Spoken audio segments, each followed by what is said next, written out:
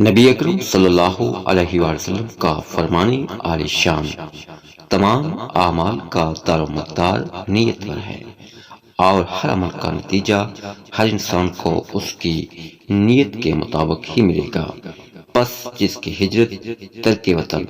دولت دنیا حاصل کرنے کے لیے ہو یا کسی عورت سے شادی کی غرض سے ہو، پس اس کی ہجرت ان ہی چیزوں کے لیے ہوگی جن کے حاصل کرنے کی نیت سے اس نے ہجرت کی۔ ایک شخص حارث بن حشام نامی نے حضرت صلی اللہ علیہ وسلم سے سوال کیا تھا کہ حضور، آپ پر وحی کیسے نازل ہوتی ہے؟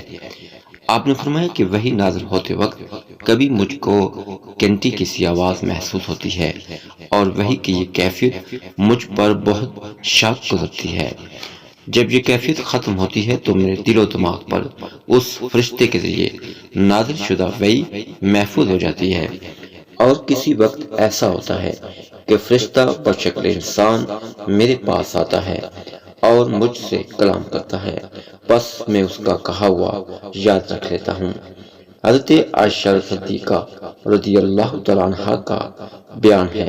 کہ میں نے سخت کڑاکے کی سردی میں حضرت کو دیکھا کہ آپ پر وحی نازل ہوئی،